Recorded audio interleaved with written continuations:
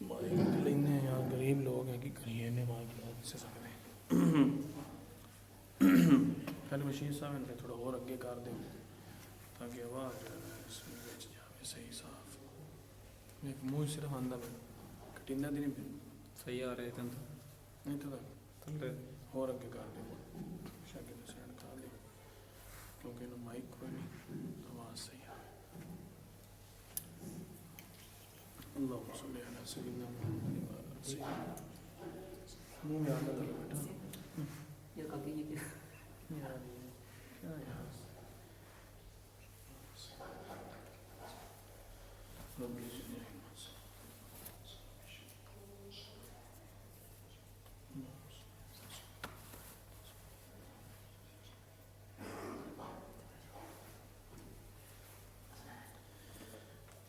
الحمد للہ وحدہ والصلاة والسلام على من لا نبي بعده اما بعد فاعوذ باللہ من الشیطان الرجیم بسم اللہ الرحمن الرحیم لقد كان لكم في رسول الله أسوة حسنة صدق الله العظيم اللهم صل على محمد وعلى آل محمد كما صليت على إبراهيم وعلى آل إبراهيم إنك حميد مجيد اللهم بارك على محمد وعلى آل محمد كما باركت على إبراهيم وعلى آل إبراهيم إنك حميد مجيد بحمد اللہ تعالی ہم سب کو یہ شرف حاصل ہے اللہ کریم نے ہم سب کو امام الانبیاء احمد مجتبی حضرت محمد مصطفیٰ صلی اللہ علیہ وسلم کا امتی بنایا آپ صلی اللہ علیہ وسلم صرف ایک ملک ایک شہر ایک قبیلہ کے لیے نہیں بلکہ کل کائنات کے لیے پیغمبر بن کر آئے آپ صلی اللہ علیہ وسلم صرف ایک قوم کے لیے نہیں بلکہ ساری کائنات کے پیغمبر بن کر آئے اللہ کریم نے آپ صلی اللہ علیہ وسلم کی سیرت اور پیغام سیرت کے اندر پوری انسانیت کا فائدہ رکھا اب آپ صلی اللہ علیہ وسلم کی سیرت کے اصول اور سیرت کے مقاصد سے مسلمان فائدہ اٹھا کر اپنی زندگی کو خوشگوار بناتے ہیں اللہ تعالیٰ کا جتنا شکر ادا کرے کم ہے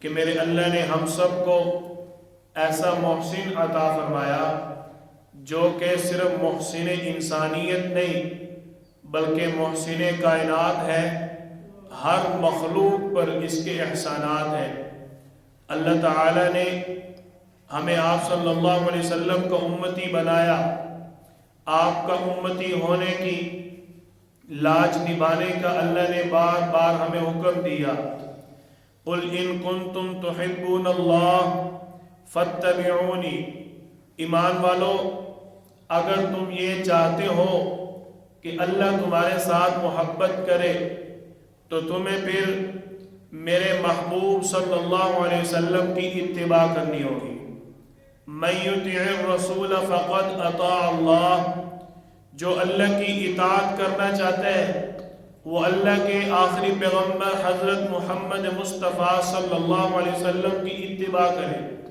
آپ کی اطاعت کرے اللہ کریم نے ہمیں تاکیداً الفاظ میں فرمایا اطیعوا اللہ و اطیعوا الرسول ایمان والو اللہ اور اس کے رسول کی اطاعت کرو تابعداری کرو اللہ تعالی ہمیں اچھی چیز کا حکم دے رہے اللہ تعالی ہمیں زندگی کو خوشگوار راحت اور سکون والی بنانے کا راستہ بتا رہے آج ہم نے اللہ کے اس حکم کو ترک کیا اس کی وجہ سے آج ہمارے حالات زندگی خراب ہیں اور کار زندگی پریشان ہے آپ صلی اللہ علیہ وسلم کی زندگی پوری کائنات کے لیے اسوہ حسن ہے عملی نمونہ ہے جو بھی اپنی زندگی میں سکون اور راحت چاہتا ہے وہ آپ صلی اللہ علیہ وسلم کی سیرت کو پڑھے اور اس کے مطابق زندگی کو ڈال دے۔ آپ صلی اللہ علیہ وسلم کا اسوہ حسنہ صرف مسلمانوں کے لیے نہیں، پوری انسانیت کے لیے رہنمائی ہے۔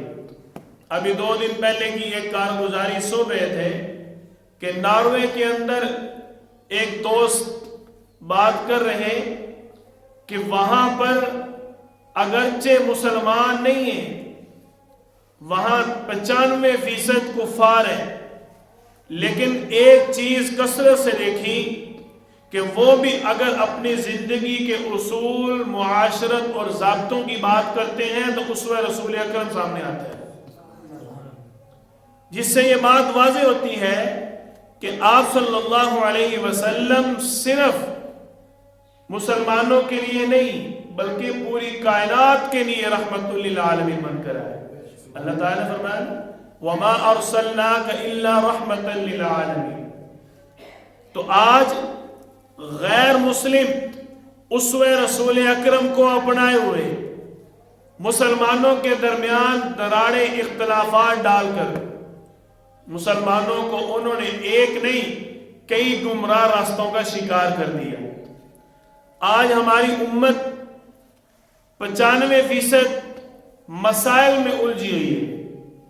ہر ایک بندے کو دیکھو، اس کا جی چاہتا ہے کہ سب سے بڑا مناظر اسلام میں ہی ہوں، سب سے زیادہ فتوے مجھے دینے آتے ہوں، سب سے بڑا علم میرے پاس ہو، اور اگر علمی پیمانہ بھر بھی جائے، بہت بڑا علم اور فتویٰ جات اور بڑی بڑی چیزیں آ جائیں، ایک شخص اگر ڈاکٹر بن رہا ہے تو وہ بھی کوشش کرتا ہے فتویٰ میرا چلے، ایک شخص اگر پروفیسر بن رہا ہے وہ بھی کوشش کرتا ہے فتویٰ میرا چلے، ایک شخص اگر انجینئر بن رہا ہے وہ بھی کوشش کرتا ہے فتویٰ میرا چلے، ایک شخص اگر عالم بن رہا ہے اس کی بھی کوشش ہوتی ہے فتویٰ میرا چلے، ایک شخص اگر استاد یا امام بن رہا ہے اس کی بھی کوشش ہے فتویٰ میرا چلے۔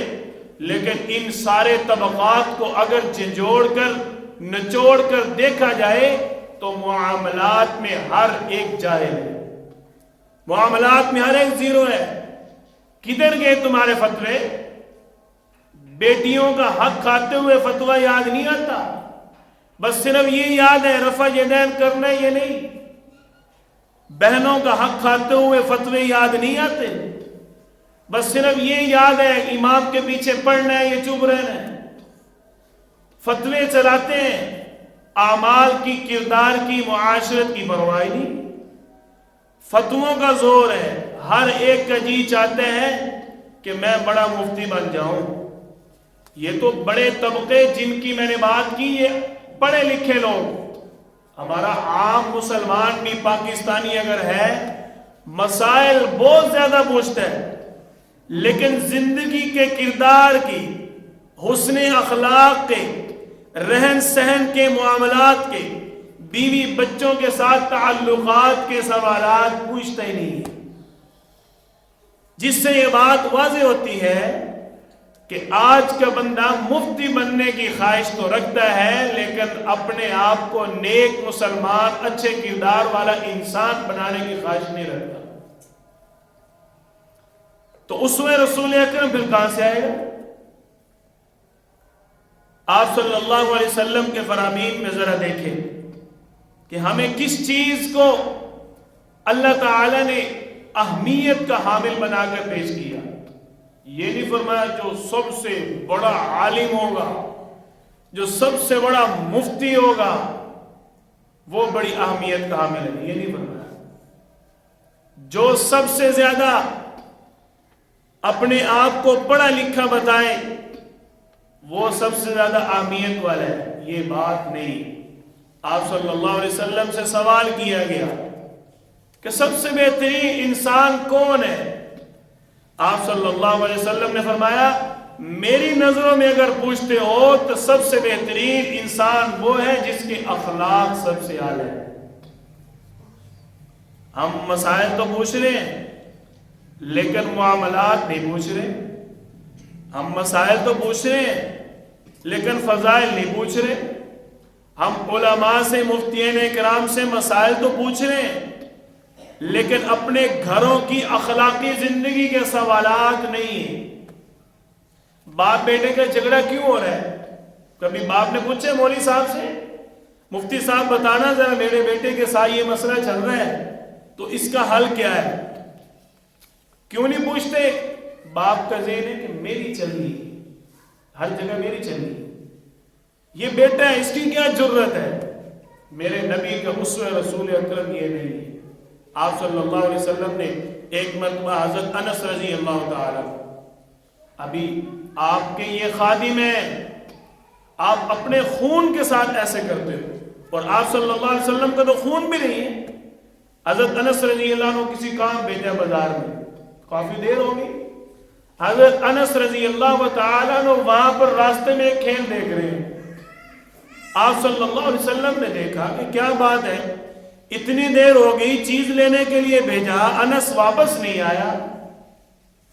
آپ صلی اللہ علیہ وسلم خود تشریف لے گئے تو دیکھا حضرت انس کھڑے ہیں. آپ صلی اللہ علیہ وسلم نے پیچھے سے جا کندھے پہ ہاتھ رکھا ہو بھائی تجھے میں نے کہاں بھیجا تھا؟ حضرت انس رضی اللہ تعالیٰ عنہ فرماتے ہیں کہ میں بالکل ڈرا نہیں گھبرایا نہیں خوف نہیں ہوا. کیوں؟ سامنے رحمت للعالمین ہے سامنے آج کا 1400 سال بعد والا باپ نہیں ہے رحمت للعالمین ہے شفیق علی الامت ہے. آپ صلی اللہ علیہ وسلم نے فرمایا بیٹے جس کام کے لیے بھیجا تھا اس کام کی طرف جاؤ بس اس سے زیادہ آپ نے کوئی بات نہیں کی. اور ہم اپنے خون کے اوپر جج بنے ہوئے ہیں. اگر جج سے بھی آگے کہا جائے ہم جلاد بنے ہوئے ہیں اپنی اولاد کے اوپر. باہر کی باتیں چھوڑو نہیں کرتے ہم محلے کے پڑوسیوں کے حقوق کیا ادا کرنے ہیں اور بھائی پڑوسیوں کے ہمسائے کے حقوق ہم نے کیا ادا کرنے ہیں رشتہ داروں کے حقوق ہم نے کیا ادا کرنے ہیں. ہم تو اپنی اولاد کا حق ادا نہیں کر پائے ہم اپنے بیوی بچوں کا حق نہیں ادا کرنے پا رہے. بیوی اور بیوی کو غلام سمجھتے ہیں اور بچوں کو ہم نے نوکر بنا کے رکھا ہوا ہے. کوئی ہم میں سے ایسا ہے جو اپنے بچوں کو کام کاج کے علاوہ بھی ٹائم دیتا ہوں؟ ایک بھی نہیں نکلے. ہزاروں نہیں لاکھوں کروڑوں کے مجمع یہ سوال کیا جائے کہ آپ اپنی اولاد کو کام کاج کے علاوہ وقت دیتے ہو؟ کوئی بھی نہیں اٹھے گا کوئی بھی نہیں کہے گا جی ہاں جی میں اپنے بیٹوں کے ساتھ کھیلتا ہوں میں اپنے بچوں کو وقت دیتا ہوں گپ شپ کرتا ہوں میری اولاد میری دوست ہے. آپ صلی اللہ علیہ وسلم نے تو اپنے پرائے ہر ایک کو دوست بنایا ہم اپنی اولاد کو نہیں بنا رہے بھائی. اللہ تعالی نے آپ صلی اللہ علیہ وسلم کو خود بتایا کہ ہم نے آپ کو بہترین چیزیں کیا دی. ہمارا مسئلہ ادھر سے خراب ہو رہا ہے ہمارا علم غلط ہے. ہم سب کچھ سوشل میڈیا سے حاصل کرنے کی طلب میں ہیں ہم سب کچھ اخباروں سے لینے کی کوشش میں ہیں ہم سب کچھ آج کے جدت پسند لوگوں کی کتابوں سے لینے کی کوشش میں ہیں. میں نے سابقہ جمعہ میں بھی عرض کی تھی کہ اللہ کا کلام کتاب اللہ قرآن کریم 1400 سال پہلے بھی جدید تھا آج 1400 سال بعد بھی جدید ہے. 1400 نہیں 14,000 14 لاکھ 14 کروڑ سال گزر جائیں اللہ کا قرآن پھر بھی جدید ہی رہے گا. کوئی یہ نہیں کہہ سکتا کہ یہ اللہ کے قرآن کے احکامات اور جو اصول جو اللہ تعالیٰ نے بیان فرمائے یہ اس دور کے تھے آج نہیں. ایسے کوئی نہیں کہہ سکتا. اس سے بڑھ کے اللہ کے کلام کی اور کیا خوبی ہو سکتی. اللہ تعالیٰ نے آپ صلی اللہ علیہ وسلم کو فرمایا صحیح بخاری کی حدیث مبارک ہے سب سے اچھی کتاب قرآن کریم ہے سب سے اچھا طریقہ محمد صلی اللہ علیہ وسلم ہے. اللہ تعالیٰ نے فرمایا اور سب سے بری چیز دین کے اندر بدعات نکالنا ہے. صحیح بخاری میں حدیث ہے. اللہ تعالیٰ نے فرمایا اگر تم ان باتوں کو سمجھتے ہو تو سن لو ایک جو اللہ نے وعدہ کیا ہوا ہے وَيَقُولُونَ مَتَى هَذَا الْوَعْدُ إِن كُنتُمْ صَادِقِينَ، او مشرکین کہا کرتے تھے آپ صلی اللہ علیہ وسلم سے، وہ جو آپ کے اللہ نے وعدہ کیا ہوا ہے اگر تم سچے ہو تو قیامت آتی کیوں نہیں؟ ان اللہ عنده علم الساعہ، آپ صلی اللہ علیہ وسلم جواب دے رہے بھائی یہ اللہ کے پاس علم ہے قیامت کب آئے گی، مجھے علم نہیں۔ آپ صلی اللہ علیہ وسلم فرما رہے ہیں کہ اللہ تعالی نے فرمایا قیامت آ کر رہے گی، اور جب قیامت آ جائے گی پھر اللہ سے بچ کوئی نہیں سکتا۔ بھائی زندگی گزارنے کے اصول بھی بتا دی اللہ نے، سکون کا راز بھی ہمارے اوپر کھول دیا، اور لقد من اللہ علی المؤمنین، اپنا پیارا پیغمبر ہمیں عطا کر کے اللہ نے آسان بھی کر دیا۔ اس کے باوجود اگر نہیں سدھریں گے تو پھر اللہ کیا فرما رہے ہیں؟ قیامت آ کر رہے گی اور تم بچ نہیں سکتے۔ پھر آپ صلی اللہ علیہ وسلم نے فرمایا قیامت کے قریب، یہ جو آج کل بات ہوئی نا، ہر ڈاکٹر، انجینئر، پروفیسر، ہر ایرا غیرہ نتو خیرہ لوگوں کو قرآن و حدیث کی تعلیم دے رہے۔ مجھے اس بات سے عجیب تشویش ہوتی ہے، ہمارے نوجوان قرآن پڑھتے اپنے علماء سے، ٹھیک ہے، اپنے علاقے کے شہر کے علماء سے، اور قرآن سمجھتے موبائل سے۔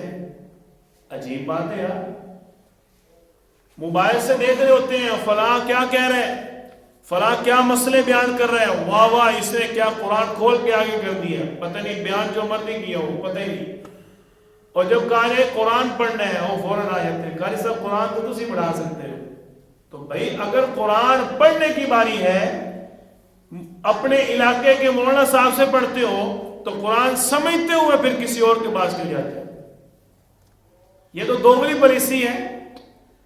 اللہ تعالیٰ نے فرمایا قیامت کے نزدیک، آپ صلی اللہ علیہ وسلم کی حدیث مبارک ہے، آپ صلی اللہ علیہ وسلم فرمایا قیامت کے نزدیک نیک لوگ گزر جائیں گے، صالحین گزر جائیں گے، اور جو پیچھے نئے نئے لڑکے رہ جائیں گے۔ صحیح بخاری کی حدیث مبارک ہے، یہ کھجور کے کچروں کا ڈھیر ہوں گے۔ اللہ کے ہاں لا یبالیہم اللہ، اللہ کو ان اوباش لڑکوں کی کوئی پرواہ نہیں ہوگی۔ آج یہ نہیں ہو رہا، آپ دیکھتے نہیں ہو سوشل میڈیا پہ، ہمیں پتہ ہوتا نہیں ہے کہ یہ کون ہے، اس نے کہاں پڑھا ہے، کیا پڑھا ہے، کیا کر رہا ہے، کس کے مسئلے میں یاد کر رہا ہے، کس کو علم دے رہا ہے، کیا دے رہا ہے، بس ہم لے کے بیٹھ جاتے ہیں۔ یہ ہے صالحین گزر رہے ہیں، اور ہر ایرا غیرہ نتو خیرہ سوشل میڈیا کے اوپر بہت بڑا جناب لیکچرار، موٹیویشن سپیکر، نام بدل بدل کے مسلمانوں کو گمراہ کر رہے ہیں۔ اچھے لوگوں کی پہچان کرنا، اچھے لوگوں کے ساتھ تعلق رکھو گے تو پہچان ہوگی۔ ہر ایک کے پیچھے لگ کے اپنے گھر تباہ نہ کرو، ہر ایک کے پیچھے لگ کے ہم اپنے گھروں کے اندر غیروں کے طریقوں کو لے آئے۔ آپ صلی اللہ علیہ وسلم کے طریقوں کو چھوڑا اور آج دھکے کھا رہے ہیں۔ دیکھو اللہ تعالی نے صالحین کی اہمیت بیان فرمائی، صالحین کی اہمیت بیان فرمائی، مالداروں کی نہیں۔ اور آج صالحین زیادہ ہے، مالدار زیادہ ہے۔ نیک بننے کی کوشش زیادہ ہو رہی ہے مالدار بننے کی، کیوں جی؟ مالدار بننے کی کوشش زیادہ ہو رہی ہے۔ تو مالدار بننے کی کوشش ہوگی نا جب آپ کو سوشل میڈیا پر بیٹھے ہوئے موٹیویشن سپیکر صاحب بتائیں گے یہ کرو تو اتنا پیسہ آ جائے گا، یہ کرو تو اتنا مال آ جائے گا، یہ کاروبار کرو تو یہ آ جائے گا۔ کوئی آپ کو یہ بھی بتا رہا ہے کہ اللہ کی توحید پہ یقین رکھ کے جو کر رہے ہیں وہی کرتے رہو، تمہارا حصہ کا تمہیں ملے گا؟ کوئی یہ بھی بتا رہا ہے؟ ہر ایک مال کی لالچ دے رہا ہے۔ ہمارے جو ادارے بنے ہوئے ہیں جن کو ہم تعلیمی ادارے سمجھتے ہیں، یہ تعلیمی ادارے نہیں ہیں، یہ کاروباری ٹپ سکھاتے ہیں۔ بھائی 10 15 سال 16 سال پڑھا کے اس کے بعد کیا ہوتا ہے؟ آ جاؤ جی پیسہ کیسے کمانا ہے. یہی نہیں ہوتا. کوئی ایسا بھی بندہ ہے جس نے یہ سوچا ہو میں نے ڈگری حاصل کرنے کے بعد اپنی عوام پر اخلاقی محنت کر دی؟ کوئی ہے ایسا؟ میں نے اپنے معاشرے کو سنوارنا ہے، ساری کمی کوتاہیاں ختم کرنی. کوئی ہے ایسا؟ ہر ایک کا یہی ہے کسی طریقے میں بڑا بن جاؤں اور کسی طریقے میرے پاس زیادہ پیسہ آ جائے. آپ صلی اللہ علیہ وسلم کیا فرما رہے ہیں؟ ذرا سماعت فرمائیں. آپ صلی اللہ علیہ وسلم فرمایا کہ انسان کے پاس 2 وادیاں سونے سے بھری ہوئی بھی آ جائیں تو وہ پھر بھی تیسری وادی کی خواہش کر رہا ہوتا ہے. اور انسان بھرے گا کب؟ جب اس کا پیٹ مٹی سے بھر جائے گا تب وہ اس وقت اس کا پیٹ بھرے گا. اس سے پہلے انسان کا پیٹ بھر نہیں سکتا. 2 وادیاں سونے کی تھوڑی ہے بھائی. انسان کے پاس 2 وادیاں سونے کی بھی آ جائیں تو تیسری کی خواہش رکھے گا. اس وقت تک انسان کا پیٹ نہیں بھر سکتا جب تک مٹی میں نہ چلا جائے. مال کے مقابلے ہو رہے، نیک اعمال کے مقابلے نہیں ہو رہے. لوگوں سے کھانے کے طریقے دکھائے جا رہے، کس طرح کس سے کتنا زیادہ پیسہ کمانا ہے یہ تو سکھایا جا رہا ہے. لیکن یہ نہیں سکھایا جا رہا کہ تمہارے نبی نے کس طرح کتنا زیادہ لوگوں کو کھلایا تھا، کس طرح کتنا زیادہ مال لوگوں پر لٹایا تھا. آپ صلی اللہ علیہ وسلم کے پاس ایک مرتبہ ایک تھیلا آیا، اس کے اندر درہم ہے، بھرا ہوا تھیلا درہموں کا. بھائی کئی کروڑ ارب روپے بنے گے. ایک درہم کی قیمت 350 روپے آج کے دور میں. تھیلا بھرا ہوا. آپ صلی اللہ علیہ وسلم نے تقسیم کرنا شروع کیا. شام تک تقسیم کرتے رہے، بالکل تھیلا خالی ہو گیا. آپ صلی اللہ علیہ وسلم فرماتے ہیں اگر میرے پاس اس سے بھی زیادہ ہوتا تو وہ بھی تقسیم کر دیتا. آج تقسیم کرنا کون سکھا رہا ہے؟ آج تو یہی بتایا جا رہا ہے کون سا بہترین طریقہ ہے جس طریقے سے ہم زیادہ سے زیادہ مال لوٹ لیں. امیر بننے کے ذرائع، امیر بننے کے طریقے بتائے جا رہے ہیں، نیک بننے کے طریقے کیوں نہیں بتائے جا رہے؟ صحیح راستہ اختیار کرو. اللہ کا قرآن کتاب اللہ، اس پہ آ جاؤ. آپ صلی اللہ علیہ وسلم کا طریقہ اسوہ حسنہ، اس پہ آ جاؤ.